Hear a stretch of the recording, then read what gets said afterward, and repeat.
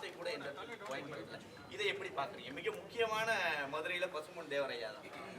இல்ல தம்பியை பொறுத்த வரைக்கும் நீங்க நான் என்ன பாக்குறேன்னா ஒரு அரை மணி நேரம் உரை ஒரு மாநாட்டுல ஒரு ஒரு இனத்தை வழிநடத்தி அதிகாரத்தை வரணும்னு நினைக்கிற ஒரு ஒரு தலைவன் வந்து ஒரு மாநாட்டுக்குன்னு ஒரு உரை தயாரிக்கும்.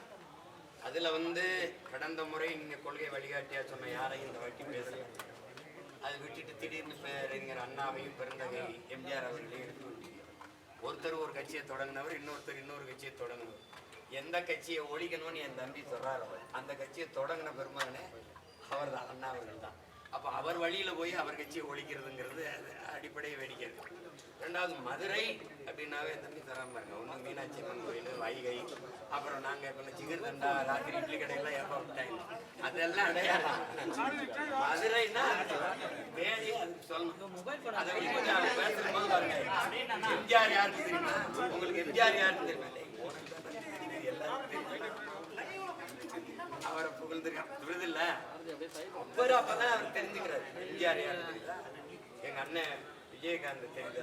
நான் என்ன கேட்கிறேன், அவர் கட்சி ஆரம்பிச்சாப்ல ஒரு போட்டிட்டாரு. நான் கூட அவர் போட்டிட்ட அவர் கட்சி வேட்பாளர்கள்லாம் போய் ஆதரவா வேலை செஞ்சேன். அவருக்கே பேர் தெரியாம அவர் போட்டி வச்சிருக்காங்க. ஆனா நீ அவர் இருக்கும்போது அவருடைய கட்சிக்கு ஆதரவு பேசுனதோ அவரை போய் பார்த்தோம். இன்னைக்கு முதல் மாநாட்டுல அவர் பேரை குறிப்பிட்டிருந்தீங்கன்னா மகிழ்ச்சி புரியுது.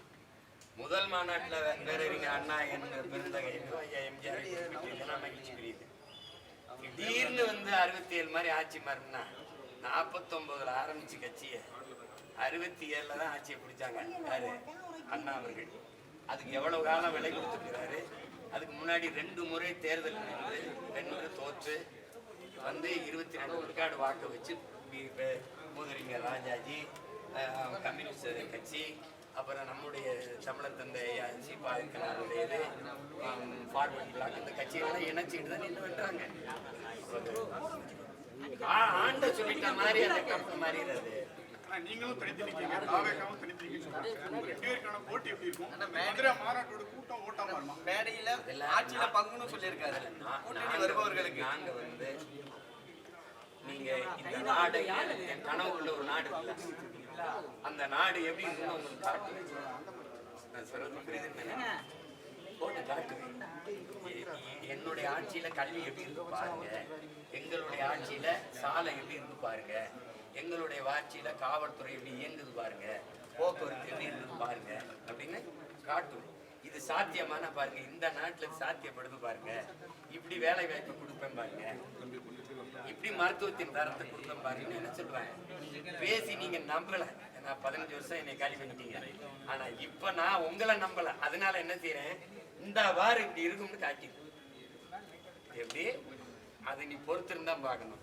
ஏன்னா தொண்டர்களை இழிவுபடுத்தல, தொண்டர்கள் ரசிகர்கள் இது கிரீஸ் தடவி அவங்க கேவலப்படுத்தாம ஒரு விஷயம் பண்ணியிருக்காங்க. யாரும் கிட்ட நெருங்காதபடி அதை வந்து கேட்டு பார்த்தீங்கன்னா நீங்களே வீடியோ பார்த்துருப்பீங்க. அணில் குஞ்சு விஷயத்தை ஒன்று பண்ணியிருப்பாங்க. அது எப்படி நான் பார்க்குறீங்க?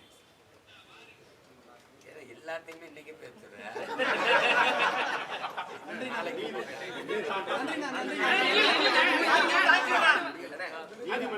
சமீபத்துல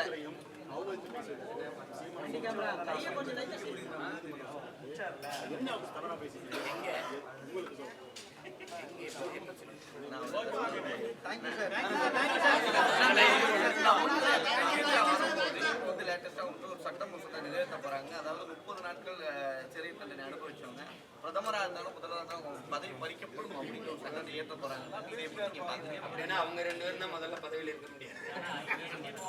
இவங்க எல்லாம் குஜராத் கலவரத்தை யார் நடத்துறதுன்னு உங்களுக்கு தெரியும். அப்ப யார் அந்த நாட்டின் முதன்மையான மாநிலத்தில் அந்த மாநிலத்தில் பொறுப்புல இருந்ததுன்னு தெரியும். சொல்லுவாங்க இதெல்லாம் பலவரப்புக்காக சட்டம் வராது சொல்லும் போது ஒரு போராட்டம் கருத்து வரும்போது அந்த வேற பக்கம் கவனத்தை திசை திருப்பிட்டு அதை பத்தி நம்ம பேசிட்டு இருக்கோம். இதெல்லாம் உங்களை சந்திச்சுட்டே இருக்கிறாங்க. ஒருவேளை கூட்டணி திமுக அதிமுக எல்லா கட்சியிலையும்